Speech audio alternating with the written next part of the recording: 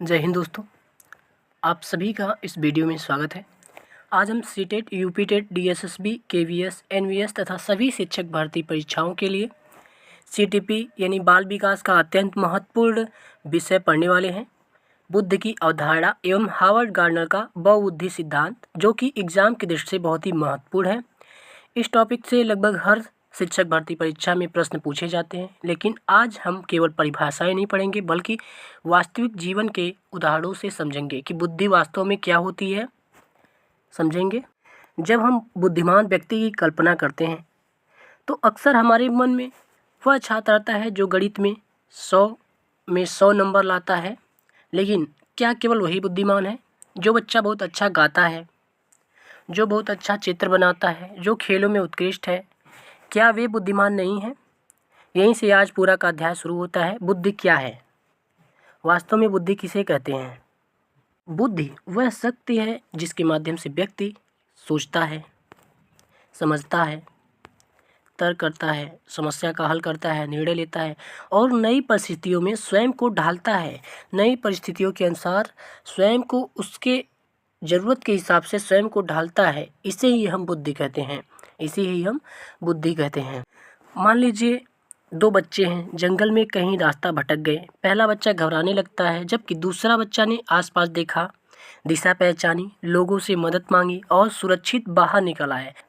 यह केवल ज्ञान नहीं है बल्कि बुद्धि का उपयोग है कि वह उस परिस्थिति को कैसे हैंडल करता है, उस परिस्थिति से कैसे निकलता है। इसे ही हम बुद्धि कहते हैं। टर्मन की परिभाषा को देखते हैं। टर्मन के अनुसार बुद्धि अमूर्त विचारों में संबंध सोचने की क्षमता है। अमूर्त का अर्थ है जिसे हम छू नहीं सकते, जैसे कि न्याय, लोकतंत्र, स्वतंत्रता। इन विचारों को ही समझना बुद्धि का कार्य है। न्याय को, लोकतंत्र को, स्वतंत्रता को, सभी चीज़ों को समझना, इन सभी चीज़ों के बारे में जानना ही बुद्धि है। आगे हम देखते हैं बीने की परिभाषा। बीने के अनुसार बुद्धि में समझने, निर्णय लेने तथा तर्क करने की क्षमता होती है। ये परिभाषा बीने के अनुसार दिया गया है। ये भी हमारा इम्पोर्टेंट है। जैसे कि मान ली बच्चे से अपने पूछा, दोस्त परीक्षा में नकल करने को कह रहे हैं तो क्या करना चाहिए? तो बच्चा जो है सही निर्णय लेता है कि नकल गलत है, तो वह बुद्धि का प्रयोग कर रहा है। आगे हमारा है स्टर्न की परिभाषा। स्टर्न के अनुसार नई परिस्थितियों में समायोजन करने की क्षमता ही हमारा बुद्धि कहलाता है। उदाहरण से समझते हैं तो जो गांव का बच्चा पहली बार शहर पढ़ने जाता है तो वहाँ वो क्या सीखता है? नई भाषा, नए मित्र, नया विद्यालय, नई जीवन शैली। धीरे धीरे वो इन सभी चीज़ों में अपने स्वयं को वो ढाल लेता है। और यही ढालने की कला जो है, यही जो ढालना है, एक तरह से बुद्धि कहलाती है। परिस्थिति के अनुसार स्वयं को बदलना और नए मित्र बनाना, नई भाषा सीखना, विद्यालय में जाना और नए जीवन शैली को अपनाना ही बुद्धि का एक प्रकार है। अब हम देखते हैं बुद्धि की विशेषताएं। समस्या समाधान क्षमता। उदाहरण से समझते हैं गणित का कठिन प्रश्न, मोबाइल खराब होना, रास्ता भूल जाना, पैसे की कमी। इन सभी समस्याओं का समाधान ढूंढना ही हमारा बुद्धि है। दूसरा है हमारा तर्क क्षमता। यदि बादल है तो वर्षा होने की संभावना, यह तर्क देना। यदि आग है तो धुआं होगा। तो यह भी हमारा जो एक तरह से तर्क देना, कारण और परिणाम को समझना, तर्क देना ही हमारा जो है तर्क क्षमता कहलाता है। तीसरा है सीखने की क्षमता। बुद्धिमान व्यक्ति सामान्यतः नई चीज़ें जल्दी सीखता है। समायोजन क्षमता। परिस्थिति के अनुसार व्यवहार में बदलाव लाना ही समायोजन कहलाता है, समायोजन क्षमता कहलाती है।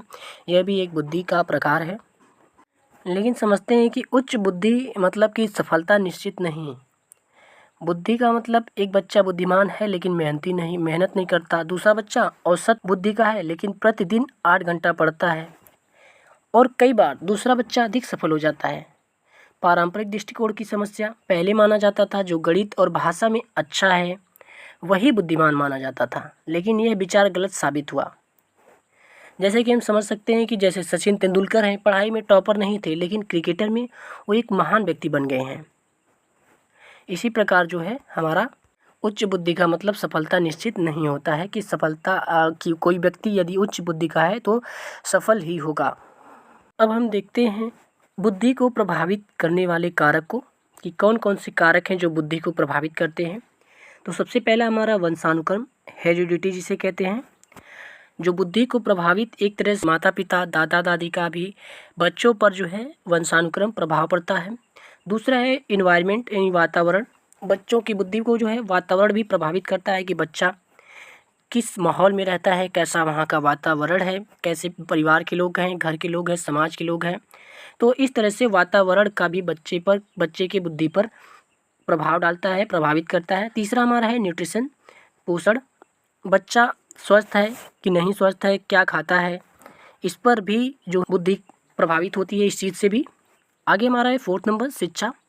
शिक्षा भी जो है बुद्धि को प्रभावित करने वाला एक हमारा इम्पोर्टेंट कारक है कि बच्चा जो है किस स्कूल में जाता है, कैसे टीचर हैं वहाँ के, कैसे शिक्षार्थी हैं वहाँ के, इन सभी चीज़ों का भी उस पर जो है प्रभाव पड़ता है। उसके सहपाठी कैसे हैं, पाठ्यक्रम कैसा है, ये सभी चीज़ें जो है शिक्षा के रूप में जो है बुद्धि को प्रभावित करते हैं। आगे है हमारा 5वां परिवेश। पारिवारिक परिवेश भी जो है बच्चे की बुद्धि पर प्रभाव डालता है कि बच्चे के परिवार में लोग कैसे हैं, कैसे बच्चे को संस्कार दिया जा रहा है, कैसे सिखाया जा रहा है, ये सभी जो हमारा पारिवारिक परिवेश में बुद्धि पर प्रभाव डालते हैं। छठा है सामाजिक एवं सांस्कृतिक कारक। बच्चे के बुद्धि पर सामाजिक एवं सांस्कृतिक कारक भी जो है प्रभाव डालते हैं। 7वां है स्वास्थ्य, बच्चे का स्वास्थ्य कैसा है, तो स्वास्थ्य से भी बुद्धि का जो है बुद्धि पर प्रभाव पड़ता है। 8वां है अभ्यास एवं अनुभव, बच्चा कैसे सीखता है, अभ्यास कैसे करता है, इस बात पर भी जो है बुद्धि पर प्रभाव पड़ती है। हमारे महत्वपूर्ण कारक थे जो कि बुद्धि को प्रभावित करने वाले। अब हम देखते हैं महत्वपूर्ण बिंदु को यहाँ से।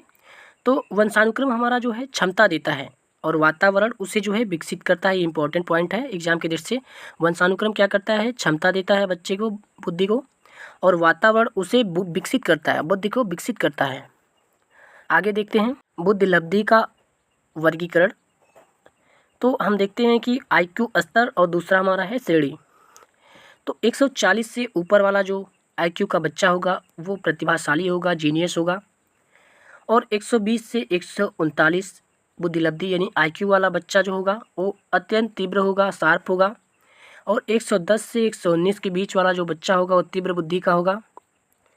और हमारा 90 से 109 के बीच IQ वाला बच्चा सामान्य बुद्धि का होगा, जो कि एवरेज सभी लोग विश्व के 80% लोग जो है इस कैटेगरी में आते हैं सामान्य बुद्धि में। 90 से लेके 109 तक IQ स्तर वाले। 80 से 89 के स्तर वाले जो IQ वाले होते हैं वो मंद बुद्धि के होते हैं। 70 से 79 तक निर्बल बुद्धि वाले होते हैं। और 70 से जो हमारे कम के होते हैं वो मानसिक दुर्बलता का जो है लक्षण होता है। आज जिसका IQ 70 से कम होता है वो मानसिक रूप से बहुत ही दुर्बल होता है।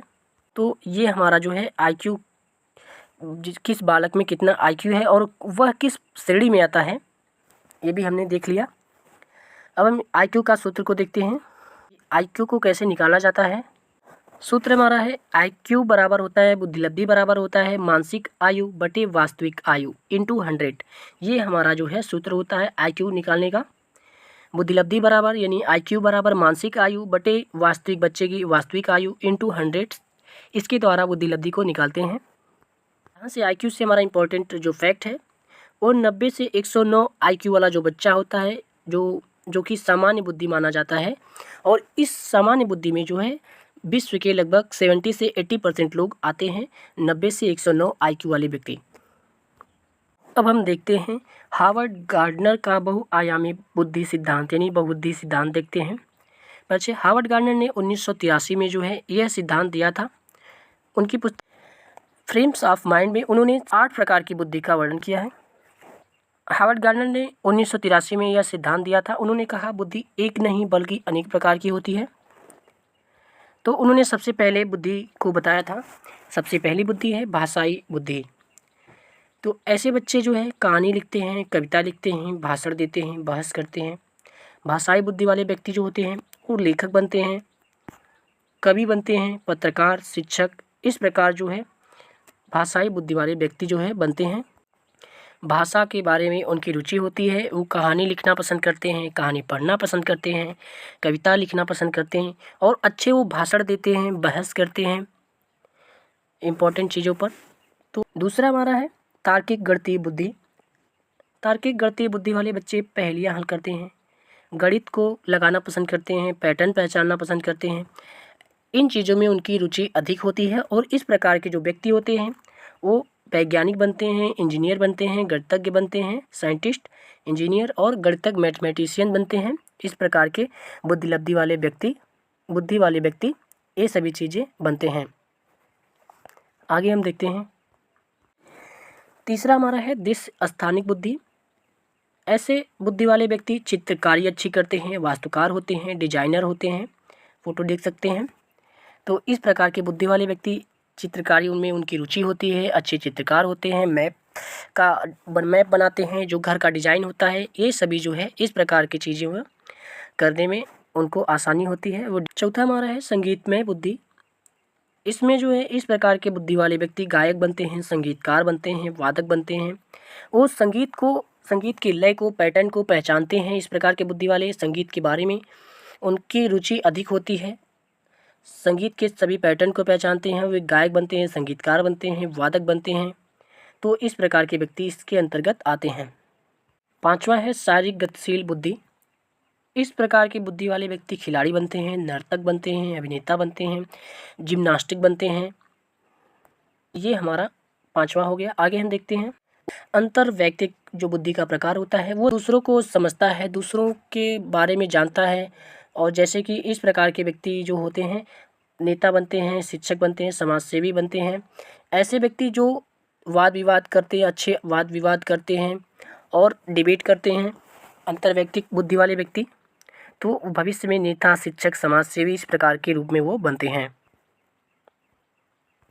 सातवां है अंतर्वैयक्तिक बुद्धि। इस बुद्धि के अंतर्गत इसमें जो है अंतर्वैयक्तिक बुद्धि यानी कि खुद के बारे में जानना। जो भी इस प्रकार के बुद्धि वाले व्यक्ति खुद के बारे में जानते हैं, उनकी अपनी कमियों, अपनी अच्छाइयों, अपने खूबियों को पहचानते हैं। एक छात्र क्या जानता है, मेरी कमजोरी क्या है, मेरी ताकत क्या है, मुझे क्या सुधारना है। तो इस प्रकार के व्यक्ति इस बुद्धि वाले कैटेगरी में आते हैं। आगे हमारा है प्राकृतिक बुद्धि।